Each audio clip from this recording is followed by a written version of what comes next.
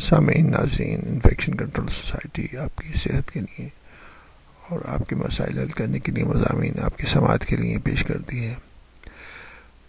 Asthma day کے حوالے سے مضامین آپ کی سماعت کے لیے پیش کیے جا رہے ہیں۔ استھما کو کنٹرول کرنے کے لیے علاج کے بارے میں ہم آپ کو بتا رہے تھے کہ پہلا جو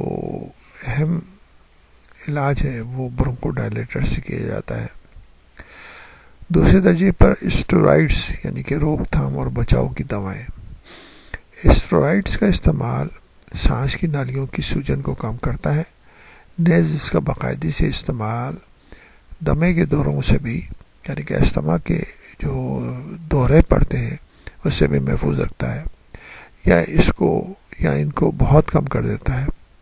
ان کے استعمال سے سانس لینے کی تکلیف میں فوری طور پر کوئی فائدہ نہیں ہوتا، اس لیے اکثر مریض انہیں استعمال نہیں کرتے، مگر یہ جان لینا چاہیے کہ چند مریضوں کے سوا جن کو بہت معمولی سا دمہ ہو، ہر مریض کے لیے ان کا باقاعدگی سے استعمال انتہائی ضروری ہے۔ اسٹیرائڈز کا استعمال انتہائی احتیاط سے کرنا چاہیے، اور جب تک فیملی فزیشین یا ڈاکٹر آپ کو اس کے بارے میں نہ بتائیں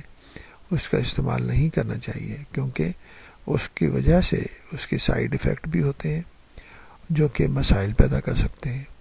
خاص طور پر اگر ان لوگوں میں اسٹیرائڈ استعمال کیے جائیں جن کو ڈائبٹیز ہے یا بلڈ پریشر ہے، ہائی بلڈ پریشر ہے،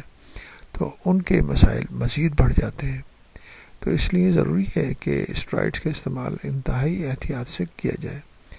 جیسا کہ ہمارے جیسے ملکوں میں اس کو انتہائی غیر ضروری طور پر استعمال کیا جاتا ہے، تو ان کے مسائل بھی اس کے سائیڈ ایفیکٹ کے مسائل بھی انتہائی خطرناک ثابت ہوتے ہیں۔